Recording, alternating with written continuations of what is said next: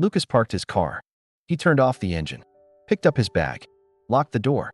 Then suddenly, he stopped walking. A strange thought crossed his mind. How did I get here? He remembered leaving home. He remembered arriving at work. But everything in between was blank. The traffic lights, the intersections, the familiar streets. He couldn't remember any of them. He stood there for a few seconds, trying to replay the drive. Nothing. It was as if his body had made the journey without him. He shook his head, smiled awkwardly, and walked into the office. The day continued. Meetings, emails, phone calls, lunch, more meetings. By evening, another day had quietly disappeared. Driving home, Lucas noticed the sun setting. Orange light covered the buildings. People were laughing. Outside cafes, a street musician played an old guitar. For a brief moment, the world felt beautiful. Then his phone vibrated. A work notification. He looked down. When he looked up again, the moment had already passed. That night, Lucas sat alone at the dinner table. He tried to remember what happened today. One meaningful conversation, one beautiful moment, one memory worth keeping. He couldn't think of anything, not because nothing happened, but because he hadn't really been there. Maybe the busiest days aren't the ones where we live the most. Maybe they're the days we remember the least.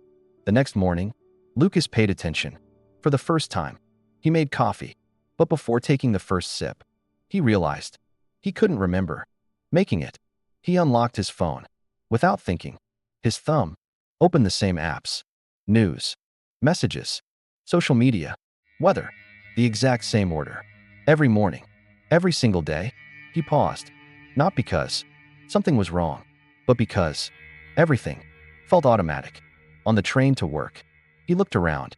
Almost everyone was staring at a screen. Some wore headphones. Some scrolled endlessly. Some looked out the window without really seeing anything. The train kept moving, station after station.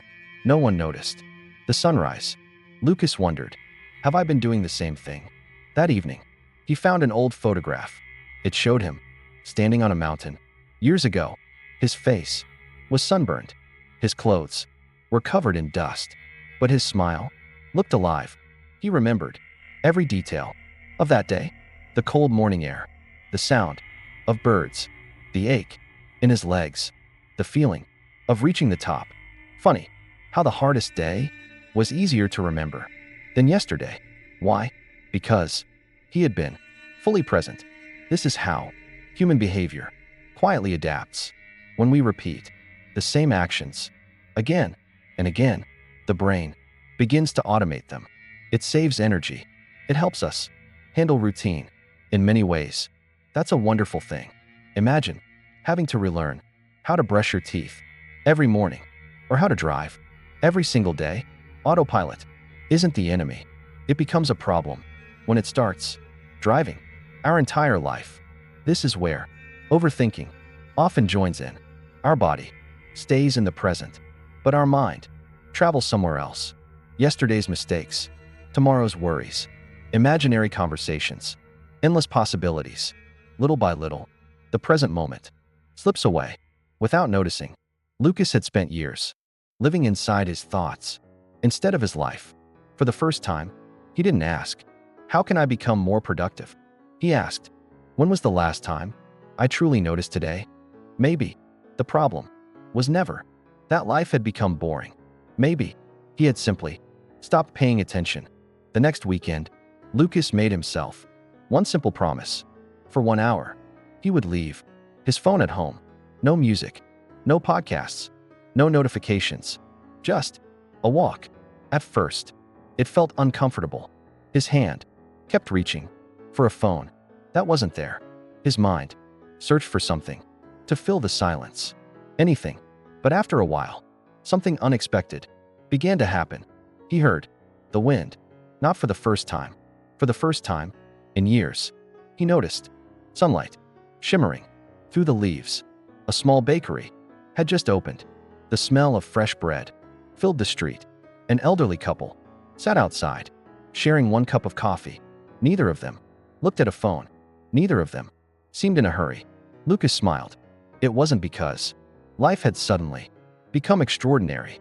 It was because he had finally returned to it. The following Monday, the routine was still there. The same office, the same meetings, the same traffic, the same deadlines.